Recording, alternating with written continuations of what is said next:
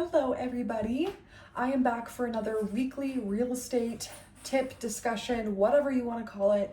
We're in a little bit of a different environment today. We're actually standing in my kitchen just because this week has been absolutely insane. The real estate market is really starting to heat up. We are seeing a huge influx on appointments, showings, and contracts being written.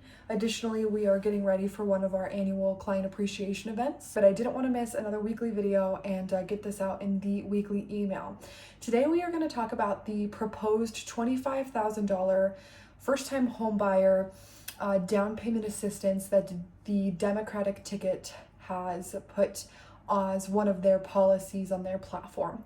Now, we are not going to talk politics. It is incredibly divisive right now. We are just about a little over 30 days from the election. I'm not here to talk about that. I'm here to talk about the real estate part of it, how it's going to affect the real estate market and the industry. So first of all, I really want to talk about what is a first-time home buyer? Because you ask anybody walking down the street and they're going to say, well, it's somebody who's never bought a home before.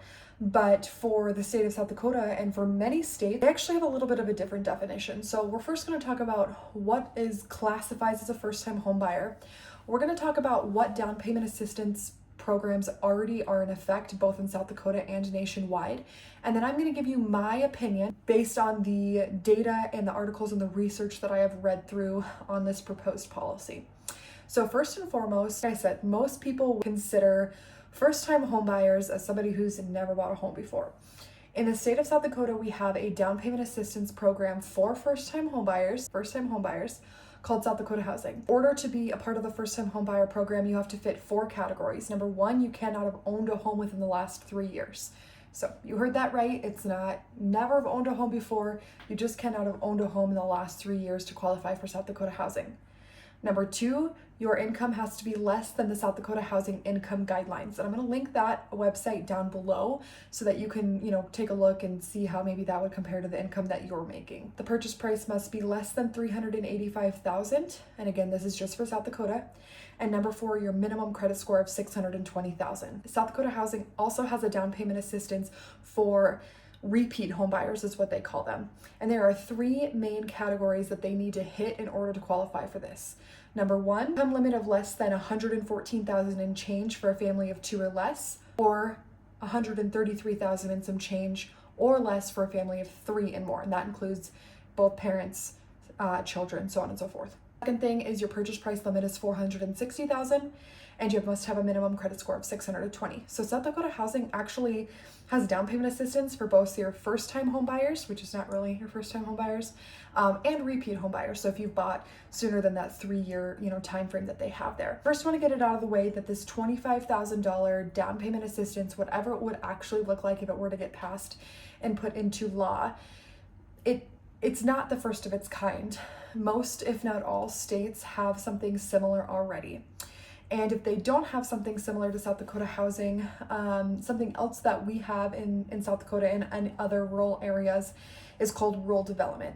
And this is actually a 0% down loan. It has to qualify based on the location. Hint, has to be rural. There's pretty strong income limits, just like South Dakota Housing, but it's 0% down.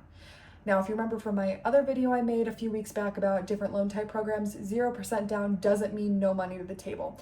This also goes into effect when we're talking South Dakota Housing and any other down payment assistance. Just because you're getting down payment assistance, whatever that might look like, doesn't mean you're not bringing anything to the table. And then the third loan that would be a 0% down loan is, of course, VA. If you're a current active, military member or a veteran, you would qualify for VA, which is again, 0% down. Now let's talk about what South Dakota Housing looks like, just because that's already in effect. I don't mean to keep hammering on that, but that is like a real world example that we can use.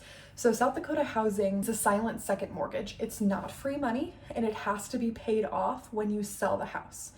So you don't make payments on it, in your monthly mortgage payment, but it has to be paid off when you sell the house. So most people, they're not going to see enough appreciation in the value of their home to pay off that silent second mortgage unless they stay in the home for at least 2 years. 3 to 5 is probably going to be a safer option because it has to be paid off. So it is not free money. Now, getting to the real root of the proposal, they are proposing a $25,000 down payment assistance for first-time home buyers. So just looking at this super objectively, and remember, we're not talking politics, what is the definition of first-time home buyers in this policy? Because I have seen a couple articles where they're only talking about first-generation home buyers. So, what that means is, in my world, I've had family before me, parents, grandparents, so on and so forth, generations before me that have purchased a house, so I wouldn't be eligible for that. I've also seen a couple things that it might just be a tax credit. I don't know, things are going so back and forth right now. From there, it's really hard to determine how that's going to affect the real estate market. But I want you to think about this. The more people that enter the market, the less inventory is available. The less inventory that's available, prices are going to rise, which is going to make things more expensive. It's just basic economics, supply and demand. It has nothing to do with either side or what party is proposing this. When there's more need and there's less inventory, prices go up. There are markets across the country that already have limited inventory, and there are markets like mine where we do have a little bit of a surplus of inventory, but we're already starting to see buyers re-enter the market, and there are less options for home buyers. That being said, at the end of the day, down payment assistance is great and all, but they already exist. Maybe a conversation we can start having is how we can decrease the interest rates, which is automatically going to make affordability easier. Your money's going to go further, your down payment is going to go further, and your monthly payment is going to be lower than it ever will be at a 7% interest rate. If you have any questions, let me know. Big thank you to Trent Gonzalez from Affiliated Mortgage out of Rapid City, South Dakota, for putting together this information for the South Dakota housing.